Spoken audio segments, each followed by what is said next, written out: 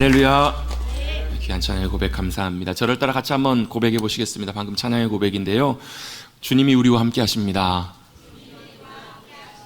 주님이 내 안에 함께 하십니다. 믿으십니까?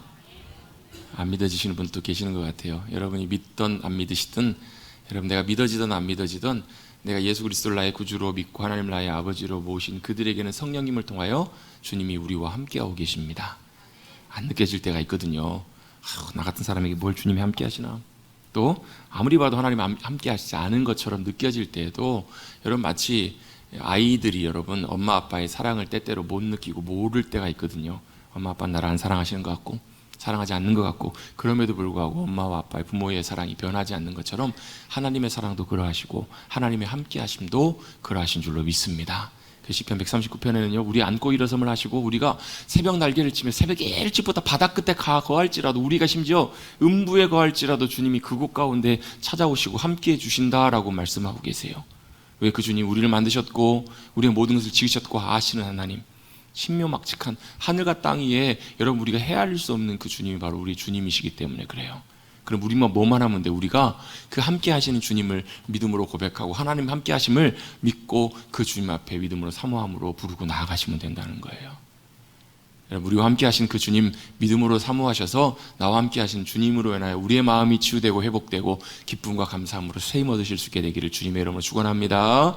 옆에 계신 분들에게 이렇게 한번 축복하며 인사하겠습니다. 하나님이 당신과 함께 하십니다.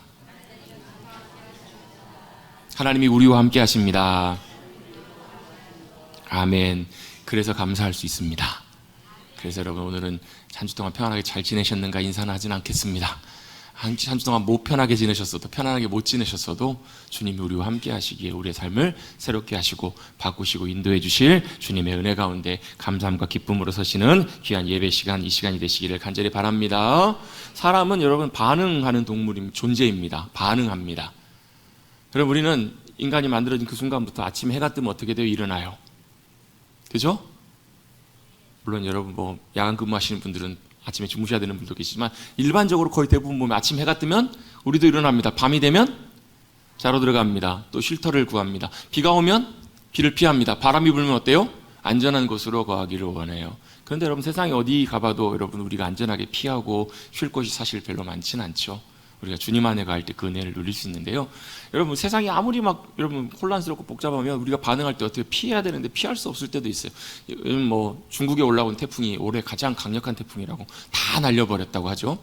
그럼 우리의 인생이, 우리의 마음과 생각이 막 다 날아가는 것처럼 그렇게 심란하고 복잡한 상황을 만날 때도 있어요. 왜? 그런 상황을 만나면 우리는 어때요?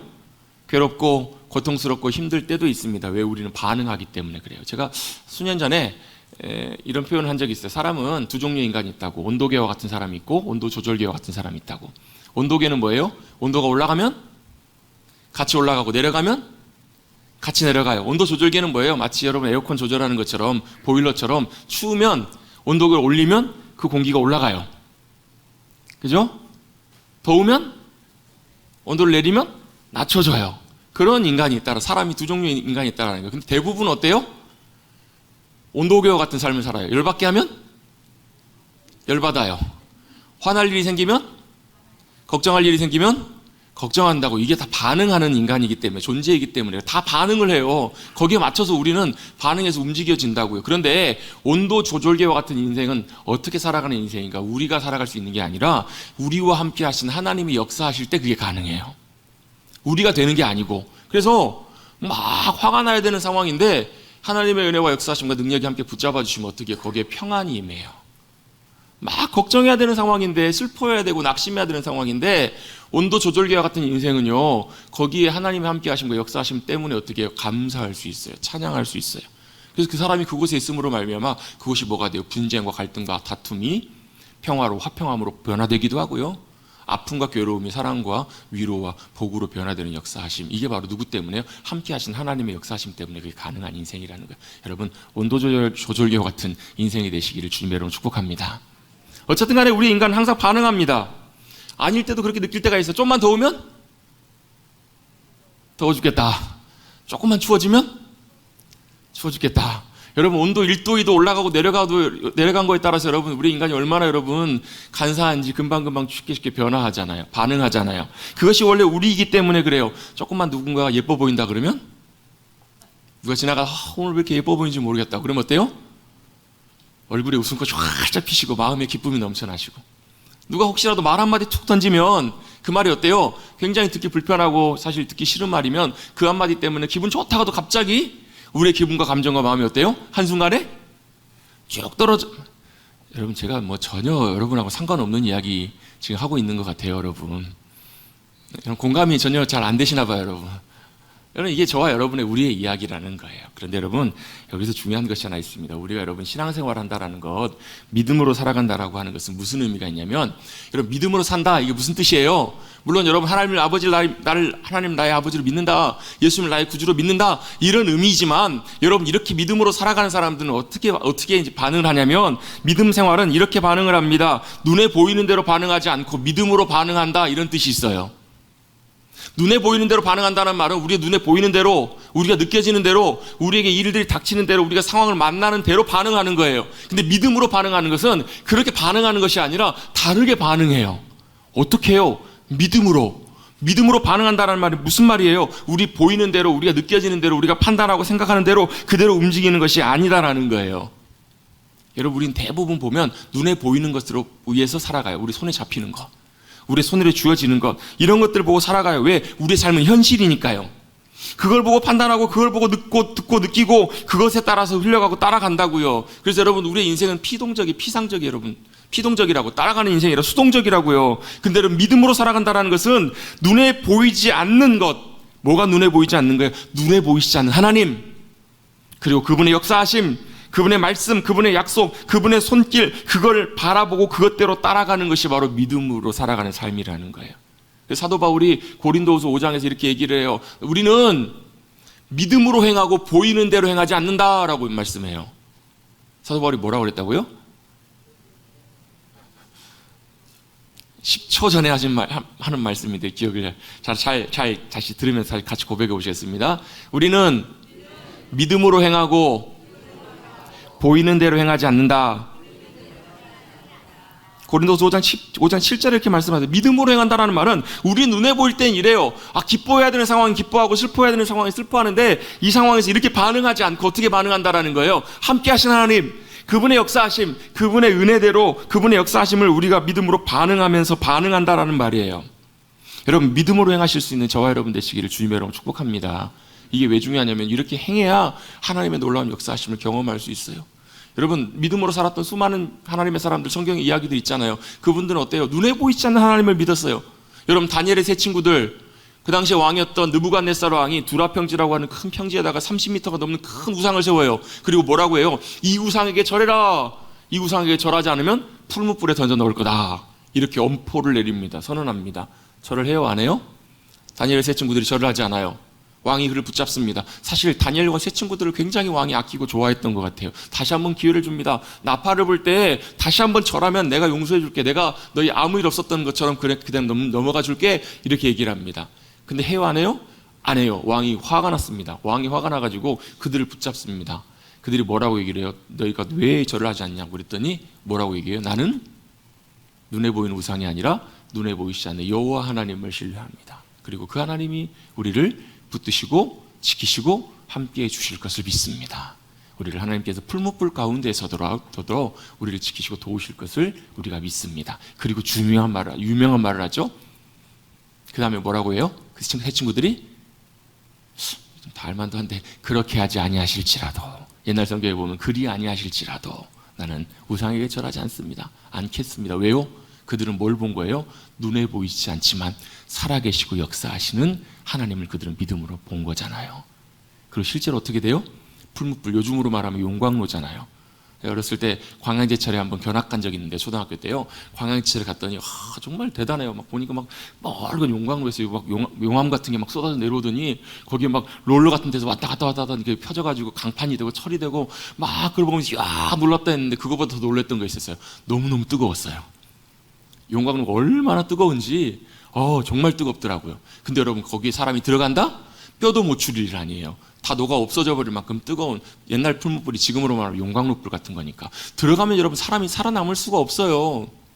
제가 몇 년 전에 그때 이제 그 파기해야 될 것들이 있어가지고 뭐 그 현금봉투나 이런 것들 다 이제 불로 이제 소각을 하려고 뭐 폐나무들이랑 이렇게 모아가지고 이제 화로대에다 넣고 불을 태우는데 그때가 겨울이었거든요. 12월 넘어가고 1월, 2월쯤 됐던 것 같아요. 겨울에 이제 다 이제 현금봉투나 이렇게 소리 같은 거 다 소각을 하는데 불을 막 태우다 갑자기 바람이 쉥 불었어요. 그러더니 불길이 확 올라오길래 저도 모르게 싹 피했어요. 그래서 뭐 괜찮겠지 했는데 화장실에 내려가서 손을 씻는데 앞에가 노랗게 돼 있더라고요. 뭐예요? 불만 여러분 살짝 스쳐도 여러분 머리카락 여러분 금방 고스르고 금방 타버리잖아요. 불이 그렇게 무섭잖아요. 근데 어때요? 새 친구들은 풀무불에 던져졌음에도 불구하고 심지어 그들을 묶어서 집어넣는 사람들은 가까이 가다가 불에 타 죽었어요. 근데 새 친구들은 어떻게 해요? 머리카락 하나 타지 않고 그은 냄새 하나 없이 그들이 안전하게 풀무불에서 다시 나오잖아요. 왜 그랬을까요? 왜 그랬죠? 모르세요?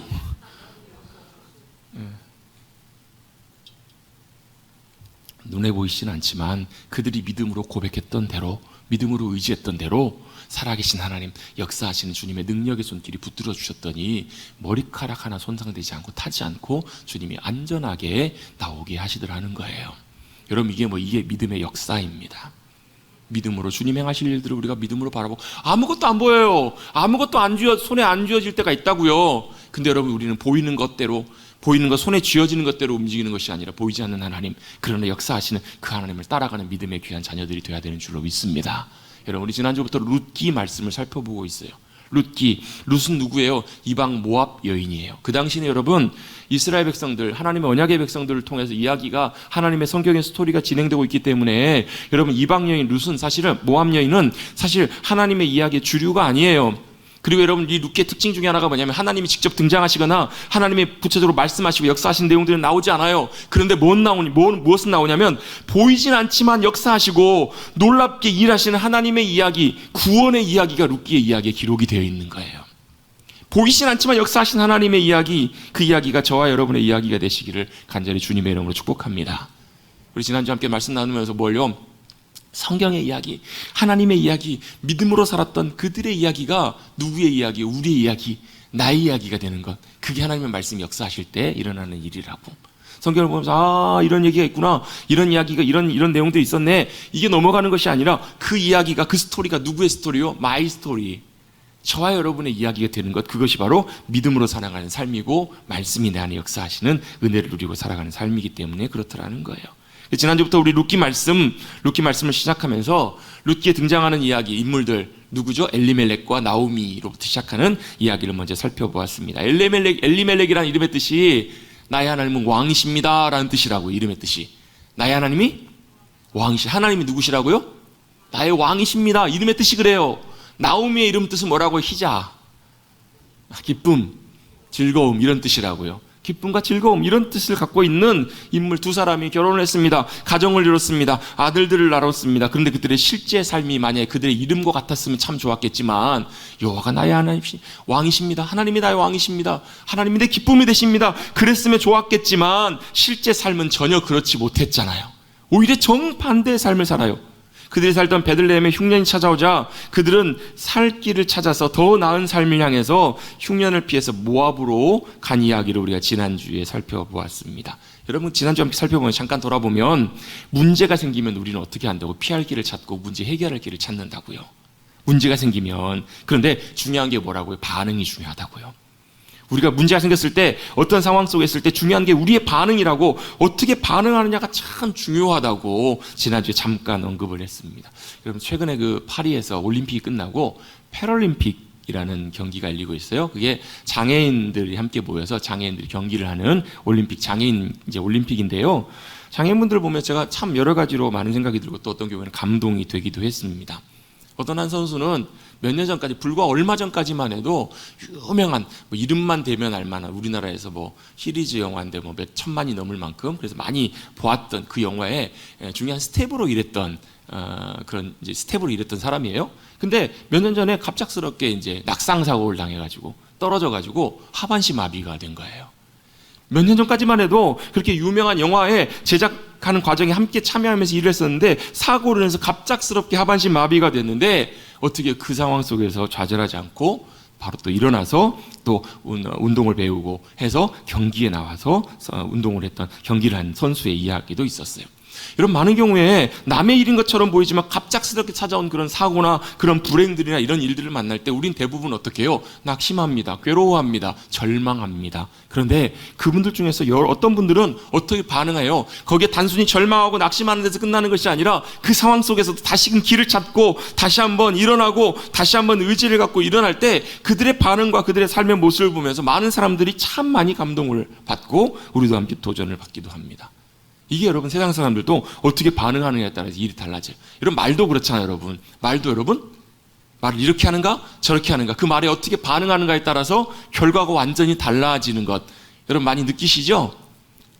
말 한마디에 천냥빚도 갚기도 하고 여러분 우리가 어떻게 반응하는가 어떻게 움직이는가 그것이 굉장히 중요해요. 그런데 우리 믿는 그리스도인들에게 더 중요한 것이 있습니다. 이건 세상 사람들도 다 할 수 있는 것인데 우리 그리스도인들에게 더 중요한 건 뭐냐면 이런 상황들을 만날 때 무슨 상황에서든지 간에 어떻게 반응하는가 믿음으로 반응하는 것이 중요하다라는 거예요. 문제가 생겼을 때 그 문제를 해결하고 풀기 전에 먼저 믿음으로 반응하는 것이 중요합니다. 보이진 않지만 보이지 않는 그러나 살아계시고 역사하시는 그 하나님 앞에 우리가 어떻게 반응하는가 그것이 우리의 믿음의 삶의 우리의 모든 결과를 결정한다라는 거예요. 오늘 아침에 함께 그 매일 성경 열왕기하 말씀 함께 나눈 본문에 보면요 누구의 이야기가 나오냐면 엘리사와 수넴 여인의 이야기가 나옵니다. 수넴에 있던 한 여인이 엘리사를 어떻게 해요? 하나님의 사람으로 알고 극진히 섬겨요. 얼마나 참 그 엘리사가 감동하고 감격했으면 고마워했으면 참 세세하게 정말로 하나하나 정말로 세밀하게 나를 잘 챙겨준다고 너무너무 고맙다고 이렇게 잘 섬겨주는 그 여인에게 고마운 마음으로 하나님께 은혜를 구하면서 그 여인에 필요한 아이를 낳지 못했던 그 여인에게 아이를 하나님의 은혜 가운데 선물로 허락해 줍니다. 아이를 낳을 수 없을 만큼 남편도 나이가 많이 먹었다고 성경에 기록되어 있어요. 근데 기적적으로 아이를 낳게 되는데요. 얼마나 기뻤겠어요. 얼마나 감사하고 즐거웠겠냐고요. 근데 그 아이가 얼마 지나지 않아서 조금 자라다가 머리 하다가 갑자기 쓰러져서 엄마 무릎에서 죽어요. 여러분 그 기쁨으로 받았던 그 아이가 엄마의 무릎에서 아이가 죽는다? 여러분 차라리 없었으면 더 나았을지 모르겠어요. 아이를 차라리 하나님이 안 주셨으면 좋았을지도 모르겠다 싶을 만큼 얼마나 엄마가 참담하고 고통스럽고 괴로웠겠냐고요. 근데 그 엄마가 어떻게 반응해요? 그 수넴 여인이 아무에게도 알리지 않아요. 심지어 남편에게조차도 그 아이의 죽음을 알리지 않아요. 그리고 그 아이를 엘리사가 머물렀던 그 방에 눕혀놓고 어디로 달려가요? 말을 몰아서 엘리사에게로 달려가요. 엘리사의 발을 붙잡고 엎드립니다. 그가 어려움을 만났을 때 아이가 죽는 절망적인 상황을 만났을 때 그녀가 했던 수넴 여인이 했던 첫 번째 반응은 다른 것 다 제쳐두고 하나님 앞에 달려가서 엎드리는 것을 보게 돼요. 여러분이 만약에 이런 똑같은 상황을 만났다면 여러분은 어떻게 하시겠어요? 여러분이 만약에 인생의 흉년을 만났다 감당할 수 없는 어려움들과 문제들을 만났다 여러분은 어떻게 하시겠습니까? 여러분 믿음으로 반응하실 수 있게 되기를 바랍니다. 믿음으로 주님 앞에 달려나가서 주님 앞에 먼저 엎드릴 수 있는 내가 그 문제를 해결하고 수습하려고 하기 전에 내 길을 찾으려고 하기 전에 먼저 주님 앞에 찾아 나가는 것 그것이 여러분 믿음으로 반응하는 가장 중요한 길입니다. 그런데 안타깝게도 엘리멜렉과 나오미는 그렇게 반응하지 않아요.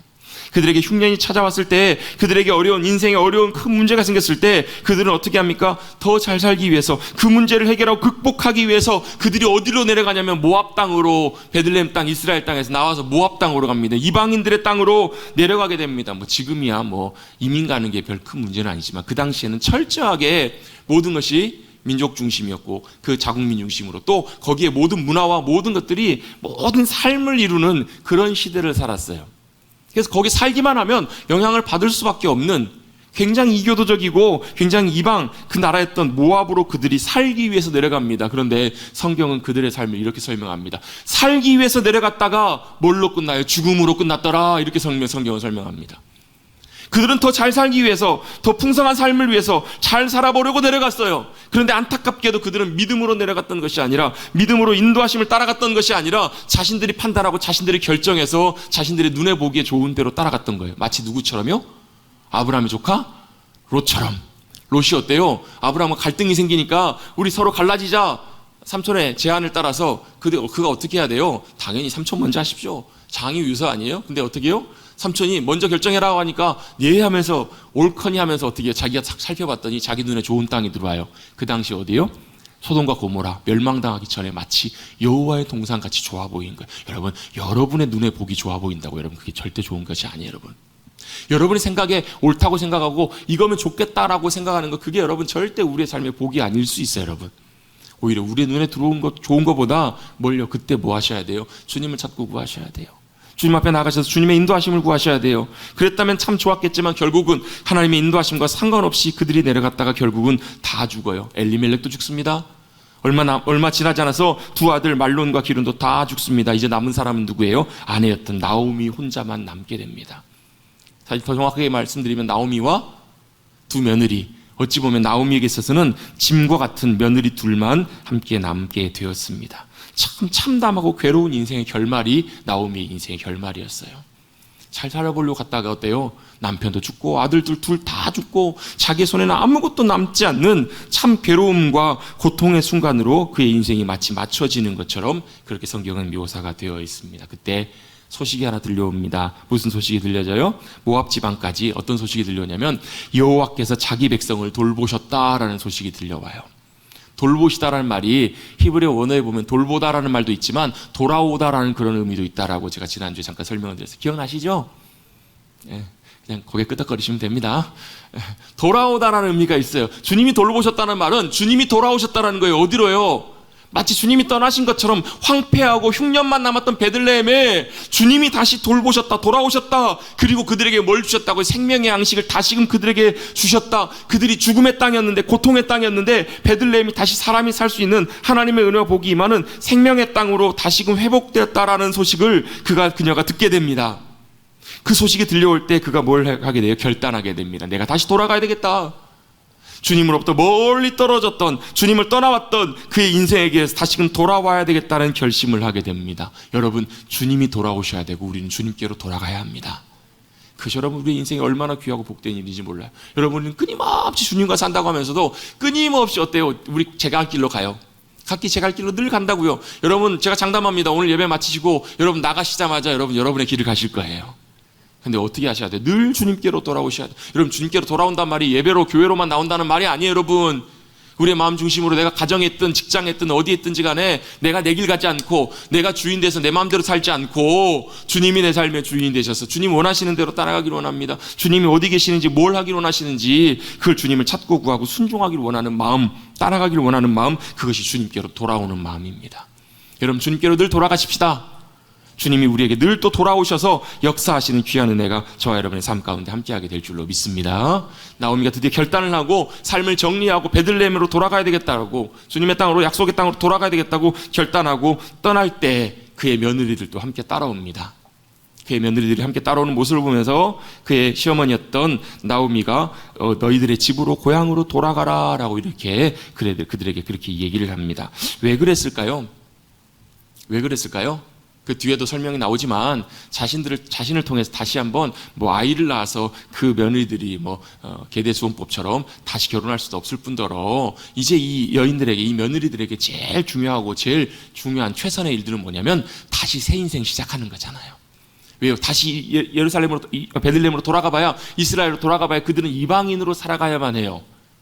그 당시에 이방인이라, 여러분 지금은 그래도 여러분 우리나라 많이 나아졌지만 10년 전, 20년 전, 30년 전만 해도 여러분 우리 이제 지금은 다문화 사회로 우리나라도 많이 변화가 됐잖아요. 근데 그 당시만 해도 20, 30년 전만 해도 여러분 외국 사람이 와서, 특별히 아프리카 흑인이나 아니면 동남아시아 분들이 와가지고 우리나라에서 생활할 때 그 당시만 해도 시선이 굉장히 좀 많이 따갑고 불편했어요.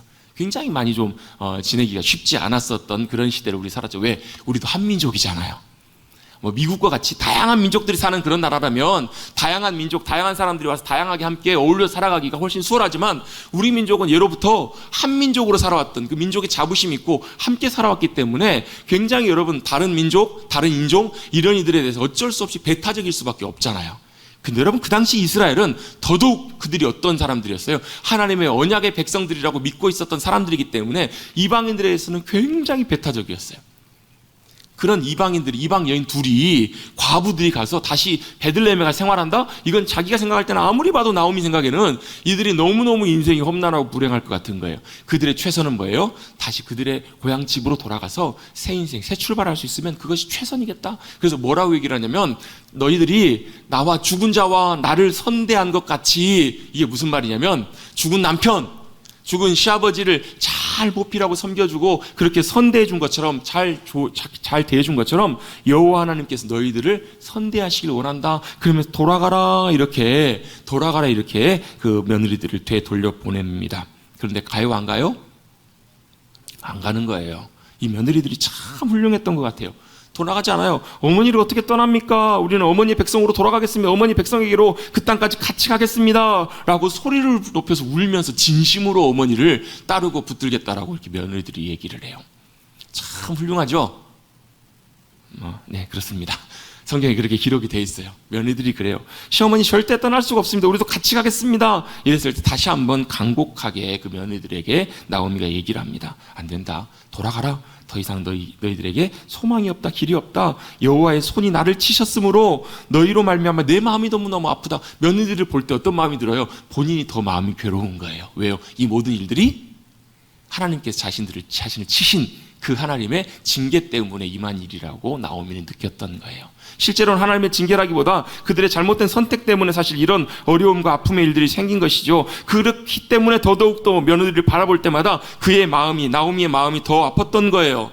그래서 간곡하게 그들을 되돌려보내고 그들을 자신의 집으로 돌아가도록 그렇게 얘기를 합니다. 그랬더니 어떻게 해요? 여기서 갈라집니다. 룻의 동서였던 오르반은 어떻게 하죠? 오르반은 그의 시어머니에게 입을 맞추고 돌아갑니다. 그런데 룻은 그를 붙쫓았더라. 지난주에 말씀 나누면 잠깐 마지막 부분에 이 붙쫓았다라는 말을 다바크라는 말로 설명을 드렸는데, 이것은 딱 달라붙어 있다라는 말이에요. 악교풀로 붙이는 것처럼 딱 달라붙어 있다. 여호와 하나님을 의지하라 라고 할 때 이 다바크라는 말이 자주 쓰이는데요, 하나님 앞에 딱 달라붙어 있는 것처럼 룻이 어땠다라는 말이 나오미에게 딱 달라붙어서 떨어지지 않는 거예요. 안 가겠다라는 거예요. 어머니와 함께 하겠다라는 거예요. 다시 한번 얘기합니다. 나오미가 또 이르되, 오늘 15절입니다. 보라, 내 동서는 그의 백성과 그의 신들에게로 돌아가나니 너도 너의 동서를 따라 돌아가라, 이렇게 얘기를 합니다. 그런데도 돌아가지 않아요. 너와 내 백성, 너의 고향집, 너의 신에게로 돌아가라. 왜 돌아가지 않았을까? 그 이유를 성경에서 한 두 가지 정도로 생각해 볼 수가 있습니다. 16절과 17절 말씀 우리 같이 한 목소리로 같이 한번 읽어보겠습니다. 16절 17절 함께 읽어봅니다. 시작.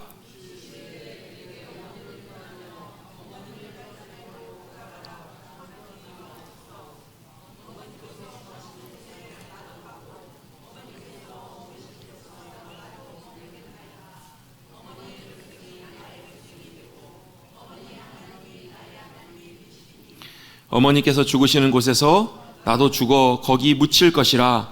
만일 내가 죽는 일 외에 어머니를 떠나면 여호와께서 내게 벌을 내리시고 더 내리시기를 원하나이다 하는지라. 아멘. 룻이 이렇게 대답합니다. 16절과 17절 이렇게 대답하는데 이게 무슨 말이 한마디로요? 죽어도 안 떠나겠다는 거예요. 죽어도 어머니를 떠나지 않고 어머니 가시는 곳에 나도 가고 거기서 죽을 때까지 어머니와 함께 살겠다라고 이렇게 얘기를 합니다. 왜 룻이 이렇게 얘기를 했을까요? 한 두 가지 정도로 그 이유를 생각해보고 정리해볼 수 있겠다 싶습니다. 결론적으로 먼저 말씀드리면 룻은 왜 그렇게 어머니를 떠나지 않았을까? 첫 번째로는 하나님을 따라갔기 때문에 그렇습니다.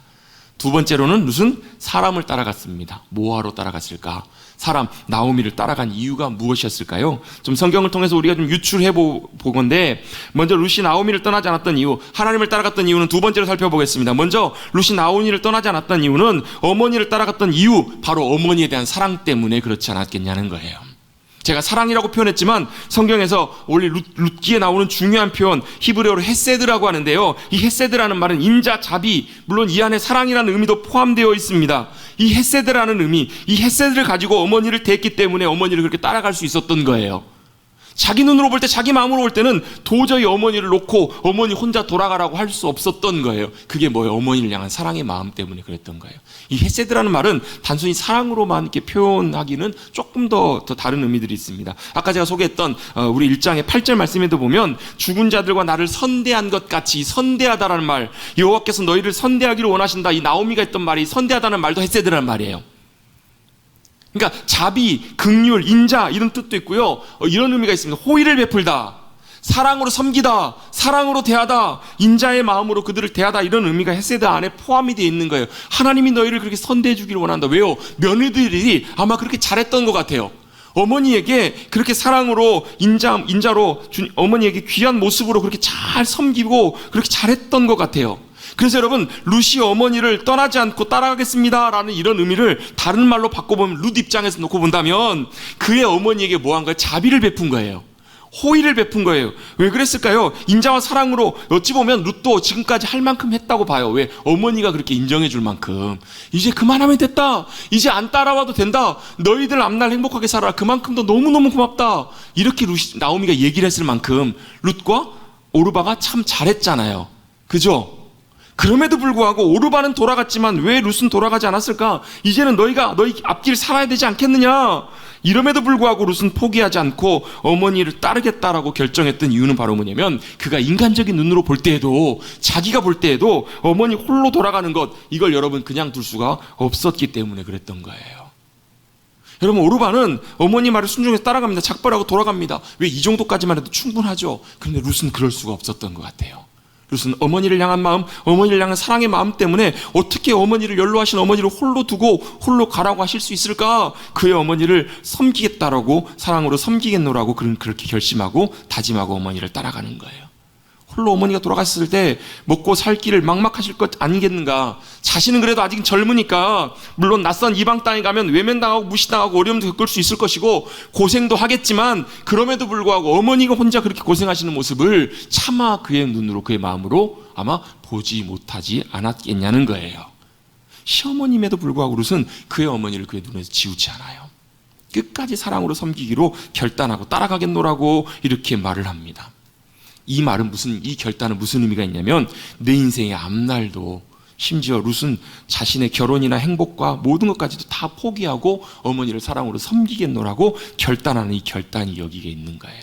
사실 여러분, 여기서부터가 쉽지가 않잖아요. 이전까지는 할 수 있어요. 왜? 내가 할 수 있을 만큼, 할 수 있는 만큼 섬기고 할 수 있는 만큼 호의를 베푸는 건, 이건 이 정도까지 가능해요. 그래서 어때요? 하다가 그래, 이만하면 됐지, 이런 마음, 이런 생각이 들 때가 있으시죠?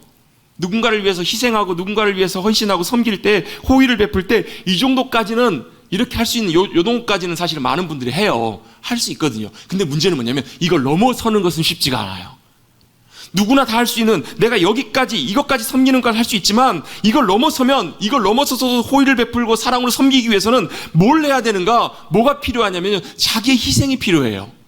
자신의 인생, 자신의 삶을 어찌 보면 걸어야 될 수도 있는 거예요. 자신이 크게 손해봐야 될 수도 있고요. 자신이 하기로 원하는 것, 해야 되는 것, 그것까지 포기해야 될 수 있는 이 문제가 걸린 거기 때문에 이때부터는 쉽지가 않은 거예요. 룻이 했던 이 결단, 룻이 했던 이 모습, 이 태도는 바로 뭐냐면, 자신의 남은 인생을 어찌 보면 어머니에게 다 걸겠습니다, 이렇게 결단하고 그가 결정한 결정이라고도 볼 수 있는 거예요. 어머니를 섬기는 일에 자신의 전부를 걸고 섬기겠습니다. 어찌 보면 룻에게 있어서 이 나오미는 피 한 방울 안 섞인 사람이잖아요. 그냥 남편을 통해서 시어머니의 관계로 맺어지게 된 관계잖아요. 여러분 사실 고부관계라는 것이 여러분 절대 쉬운 관계가 아니잖아요. 요즘은 보면 결혼하면 사위를 아들이다, 결혼하면 며느리를 뭐예요? 딸이다, 이렇게 여기고 이렇게 하시는 분위기이기도 해요. 근데 그래도 여전히 사실은 고부관계, 시자가 들어가면 시금치도 안 드신다. 여러분, 며느리들이 제일 싫어하는 찬송이 너 시험을 당해 범죄치 말고. 여러분, 참 쉽지 않은 관계잖아요. 근데 여러분, 룻은요 그걸 뛰어넘는 어머니를 향한 사랑, 어머니를 향한 자비, 어머니를 향한 그 귀한 마음을 가지고 호의를 베푸며 섬기고 있는, 그걸 결단하겠다라고 다짐하고 어머니를 따라가고 있는 거예요.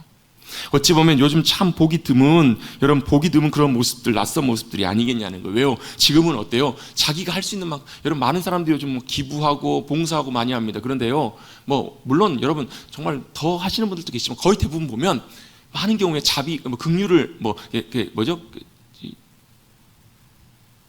기부를 하고 봉사를 하면서 뭘 위해서 많이 하냐면, 많이 그걸 하면서 자기 만족, 자기가 기부를 하고 봉사를 하면서 많이 뿌듯하고 만족스럽기 때문에 그걸 많이 하는 경우들이 있어요. 어떤 경우에 만약에 그걸 넘어서야 된다? 그건 쉽지가 않아요. 자기의 수준을 넘어 자기 만족을 넘어서 자기가 정말 희생해야 되고 자기의 모든 것을 걸어야 되고 인생을 걸어야 될 만큼 여러분 그렇게 봉사하고 섬겨야 되는 그 상황이 되면 많은 분들은 대부분 보면 거기서 막 물러날 거예요. 거기까지 멈출 거예요. 그런데 여러분 루시 했던 이 태도와 모습들은 여러분 뭐예요? 무조건적이고 자기를 넘어서는 자기 희생적인 그런 호의예요. 그런 사랑과 섬김의 모습을 시어머니에게 보여주고 있는 거예요. 여러분 이게 진짜 자비이고 이게 진짜 호의가 아니겠냐는 거예요. 이게 참 귀한 이유가 뭐냐면 이렇게 귀한 사랑을 보여주신 분이 누구시냐면 우리 하나님 아버지시기 때문에 그래요. 아들까지 우리를 위해서 내어주실 만큼, 아들까지 십자가에 죽이실 만큼 우리를 위해서 이해할 수 없는 우리의 이해 차원을 뛰어넘어서 우리를 사랑해 주신 분이 우리 하나님 아버지시잖아요. 이 룻의 모습을 통해서 사실 어렴풋하게만아마 그 넘어서는 희생, 그런 자기의 수준을 뛰어넘는 자기의 모든 것을 걸고 자신이 극진히 자기가 할 수 있는 최선의 것으로 호의를 베푸는 사랑의 모습으로 나아가는 그 모습을 통해서 뭐가 보이는가? 하나님이 우리를 향한 하나님의 사랑의 모습이 비춰지고 보여지더라는 거예요. 여러분 진짜 사랑은 뛰어넘는 한계를 뛰어넘는 것이 진짜 사랑인 줄로 믿습니다. 내가 할 수 있는 차원, 내가 하고 싶은 차원, 내 수준과 모든 것을 뛰어넘어서 그걸 넘어서서까지 사랑할 수 있는 것, 희생할 수 있는 것, 그것이 바로 진짜 사랑이고 진짜 주님의 자비와 헤세드의 귀한 모습들이라는 거예요. 룻은 시어머니를 향한 극진한 호의를 베풉니다. 호의라고 표현했지만 인자, 긍휼, 사랑이에요. 여러분 나중에 뒤에 나오지만요, 룻이 했던 이 희생과 이 인자와 긍휼, 호의를 베풀었던 이것이 여러분 누가 아세요? 하나님이 아시고 결국 그대로 자기에게 그대로 돌아오게 하시는 거예요. 여러분 저도 참 계산적인 사람이거든요. 참 계산적이어서 손해보는 걸 별로 좋아하지 않아요. 손해보고 뭔가 생각할 때 아깝고 이러면 잘 하기가 쉽지 않아요. 근데 여러분 진짜 자비, 진짜 호의는 무엇인가? 내가 손해보면서도 때때로 어찌 보면 룻처럼 자신의 인생을 걸어야 될 수 있는 그 상황 속에서도 기꺼이 사랑 때문에 기꺼이 내가 섬기기를 원하고 희생하고 손해보면서 나아가는 것, 그게 진짜 호의이고 진짜 사랑이고요. 결국 그것은 결국 하나님께서 아시고 결국 자기에게로 그대로 돌아오게 하신다라는 거예요. 그래서 여러분 하나님 앞에서 하는 그런 헌신과 호의, 수고, 그것들은 여러분 절대 손해가 아니라 그것이 저와 여러분의 복이 될 줄로 믿습니다. 왜요? 하나님 보시고 아시기 때문에 그래요. 그래서 여러분 계산하지 않고 따져보지 않고 어머니를 위해서 기꺼이 자신의 모든 것을 희생하고 다 내어놓고 나오는 것을 보게 됩니다. 여러분 바로 그것이 룻의 모습이었고 룻의 결단과 헌신이었음을 여러분 꼭 기억하시길 간절히 바랍니다. 그리고 나서 이거보다 사실 더 중요한 이유가 있습니다. 이게 첫 번째 이유였다면 룻이 어머니를 따르고 섬겼던 이유가 어머니를 향한 사랑, 어머니를 향한 호의, 헤세드였다면, 선한 마음이었다면 사실 더 중요한 이유가 우리 16절 17절에 보면 나오죠. 뭐 때문에 그래요? 뭐 때문에 그런가? 바로 룻은 어머니를 따라갔을 뿐만 아니라 하나님을 따라갔기 때문에 그래요. 여호와 하나님 그분을 따라갔습니다. 룻의 고백을 통해서 그걸 볼 수 있습니다. 16절 17절에 보시면 어머니께서 가시는 곳에 나도 가고 어머니께서 머무시는 곳에 나도 머물겠습니다. 어머니의 백성이, 어머니 하나님이 나의 하나님이 되실 것입니다. 되어야 될 것입니다. 라고 그는 그렇게 고백하고 있습니다. 왜 그렇게 고백했을까? 룻에게 있어서 참 귀했던 이유는 바로 뭐냐면 룻에게는 하나님을 볼 수 있는 눈이 있었기 때문에 그래요. 룻은 어머니의 삶을 통해서 하나님을 보았습니다. 룻은 그의 시어머니 나오미와 함께 하는 동안 나오미와 함께 하셨던 하나님을 보았기 때문에 그는 따라가겠다고 결심했던 거예요. 여러분 사실 인간적인 눈으로 보면 여러분 나오미를 봤을 때 뭐가 보여요? 여러분이 만약에 룻 입장이에요. 룻 입장이고 시어머니 나오미를 봤을 때 여러분의 눈으로 볼 때 뭐가 보이겠어요? 남편 죽은, 어떻게 보면 과부, 혼자 남아있는 과부, 아들도 다 죽었죠. 그리고 그의 손에 뭐가 있어요? 아무것도 없어요. 빈손이에요. 아무것도 없고 자신의 인생을, 나중에 여러분 그 뒤에 나오지만 나오미라고 부르지 말고 마라라고 부르시오. 왜요? 자신의 인생에 남은 것이 뭐만요? 고통과 괴로움만 남아있는, 고통과 아픔만 남아있는 그의 시어머니 모습 속에 도대체 뭐가 별 볼 게 있었겠냐는 거예요. 참 인생 볼 때 참 안타깝고, 참 요즘 우리 한국말로 좀 좋지 못한 표현을 팔자가 사납고 이런 모습만 보이지 않았겠냐는 거예요. 그 나오미의 손에 돈이 있었겠어요? 아니면 명예가 있었겠어요? 아니면 기대할 만한 뭔가가 있었겠냐고요. 혹시라도 여러분 룻이 마음속에 혹시 어머니 고향 베들레헴에 돌아가면 숨겨둔 돈이나 큰 땅이나 이런 것들 있지 않았겠냐, 이런 기대가 있었겠냐는 거예요. 없었다고요. 전혀 볼 것이 아무것도, 기대할 만한 긍정적인 것이 아무것도 없었어요. 그런데 그런 나오미의 모습을 통해서 룻이 보았던 것은 그럼에도 불구하고 함께 하신 하나님을 그녀가 보았다라는 거예요. 그의 눈에 들어왔던 것은 눈으로 볼 때는 아무것도 없었지만 고통과 괴로움 가운데 살아가고 있었지만 그럼에도 불구하고 함께 하신 하나님이 그의 눈에 보였기 때문에 그는 어머니를 따라서 어머니 하나님이 나의 하나님이 되실 것입니다 결단하고 나왔던 거예요. 그의 눈이 열렸기 때문에 그래요. 그의 눈이 열렸기 때문에 그 하나님 보고 따라온 거예요. 마치 누구처럼? 아브라함처럼 그 하나님을 따라서 그의 자신의 모든 동족, 가족, 삶의 터전 다 버리고 떠나서 가나안 땅으로 갔던 것처럼 그 이방 여인, 모압 여인 룻도 그 하나님을 믿음으로 바라보고 그 하나님이 보였기 때문에 믿음의 발걸음을 하나님의 약속 안으로 들어가고 있는 것을 우리는 볼 수 있는 거예요. 여러분, 보통 일반적인 종교는 아마 모압의 종교도 똑같았거든요. 보통 종교는 어때요? 복 주는 신이에요. 우리가 복을 구하고 복을 주는 신이에요. 그런데 이상하게 자신이 시어머니를 통해서 봤던 이스라엘 하나님은 누구예요? 고통을 주는 하나님? 고난을 주네요? 절망과 괴로움을 주네요? 근데 그럼에도 불구하고 이게 정말 귀한 은혜인 건 뭐냐면요, 고통과 괴로움 속에 있었던 그 시어머니를 통해서 뭘 본 거예요? 그럼에도 불구하고 살아계신 하나님, 하늘과 땅의 참 하나님, 그 하나님을 그녀 룻이 바로 보았기 때문에 그는 믿음으로 결단하고 어머니, 저는 죽어도 어머니 안 떠납니다. 왜요? 어머니의 백성 이스라엘이 나의 백성이 되기를 원하고 어머니 하나님이 나의 하나님이 되기를 원합니다. 이렇게 고백할 수 있었기 때문에 그랬던 거예요. 여러분, 저와 여러분도 똑같이 고백할 수 있게 되기를 간절히 바랍니다. 어머니 하나님이, 당신의 하나님이 나의 하나님이시고 나의 하나님이 참 나의 하나님이십니다. 여러분, 이 룻처럼 여러분 고백하는 그런 며느리가 있으면 여러분 얼마나 좋으시겠어요. 근데 여러분, 우리가 믿음으로 하나님 앞에서 우리도 똑같이 이렇게 고백하시면 하나님이 얼마나 기뻐하실까. 하나님, 아버지가 계시는 곳에 나도 가고 아버지께서 가시는 곳에 나도 가고 아버지 계시는 곳에 나도 있겠습니다. 아버지가 나의 하나님이시고 아버지 백성들이 우리가 함께 하나님의 백성입니다. 아버지께서 죽으시는 곳에 나도 죽고 거기에 묻힐 것입니다. 죽어도 거기 같이 가겠다는 말이잖아요. 여러분, 이런 고백이 우리의 믿음의 고백이 된다면 여러분, 하나님께서 얼마나 기뻐하시겠냐는 거예요.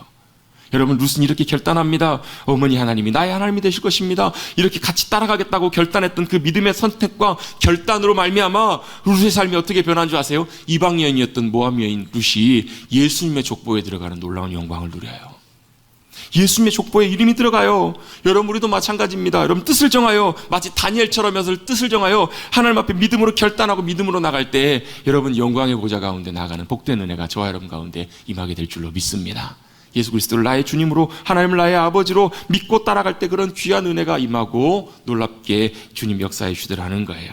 그럼 다니엘도 마찬가지, 뜻을 정했을 때 우상의 음식, 왕이 주는 진미를 거절하고 주님의 뜻을 따라가기 원했을 때 누가요? 주님이 책임지시고 지키시고 인도하시잖아요. 바벨론 땅에 있을 때에도 주님이 역사하시는 은혜를 경험했던 것처럼 룻도 그 은혜 가운데 들어오는 귀한 은혜를 경험하게 되더라는 것입니다. 여러분, 우리도 우리의 믿음의 눈을 열어서 함께 하시는 주님을 바라볼 수 있는 눈이 활짝 열리시기를 주님의 이름으로 축복합니다. 함께 하시는 주님, 역사하시는 주님. 그리고 또 한 가지가 있어요. 하나 더 붙여서 뭐가 필요한가? 보여줄 수 있어야 된다는 거예요.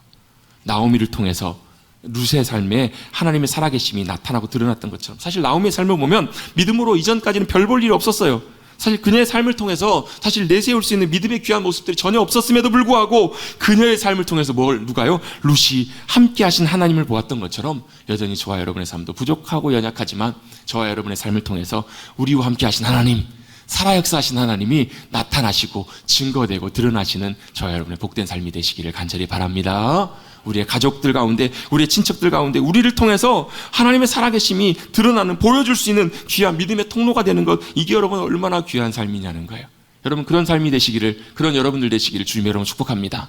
아니 목사님, 우리 부족한데요. 아유 주님, 아유 말도 마세요.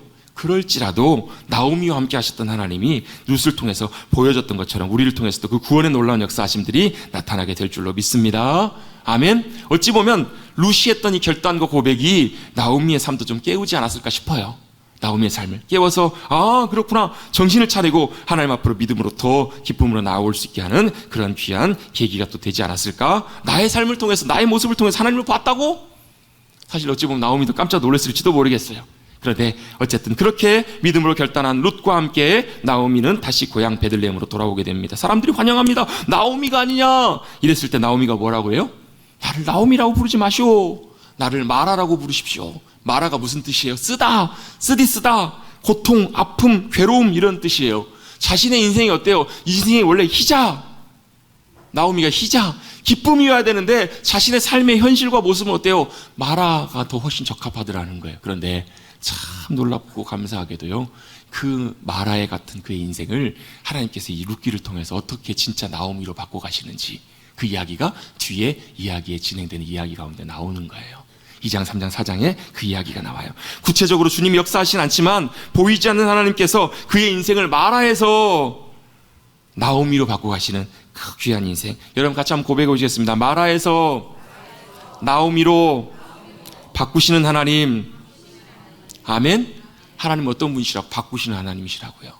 우리 인생의 자리에 지금 마라처럼 쓴물 쓰고 고통스럽고 괴롭고 절망이 있다고 할지라도 주님이 믿음으로 나오는, 믿음으로 주님 따라 나오는 인생, 그 마라와 같은 인생을 진짜 나오미, 기쁨의 삶으로 변화시키시고 바꿔주셨던 것처럼 저와 여러분의 삶도 그렇게 놀랍게 변화시켜 주시는 귀한 은혜를 경험하시는 저와 여러분들이 모두가 되시기를 간절히 주님의 이름으로 축원합니다. 룻은 그 시어머니 잘 만나서 시어머니 따라서 누구까지 따라가요? 주님 따라가는 그 자리까지 나아가잖아요. 여러분, 우리도 그런 은혜가 우리에게도 임하고 우리를 통해서도 그 은혜가 임할 수 있는 저와 여러분 되시기를 주님의 이름으로 축복합니다. 그리고 나서 그들이 이제 베들레헴에 도착합니다. 언제 도착하죠? 보리추수를 시작할 그때쯤에 베들레헴에 이르렀더라. 성경은 이렇게 이야기합니다. 그게 왜 그렇게 되는지 하나님의 섭리와 역사심의 이야기들을 다음 시간에도 계속 함께 살펴보도록 하겠습니다. 저를 따라 고백해 보시겠습니다. 어머니 하나님이 나의 하나님이십니다. 아멘. 우리도 그렇게 고백할 수 있게 되길 바라고, 우리를 통해서도 우리 사랑하는 자녀들이, 또 우리 사랑하는 많은 주님 모르는 사람들이 이렇게 고백할 수 있게 되기를 다시 한번 주님의 이름으로 축복합니다.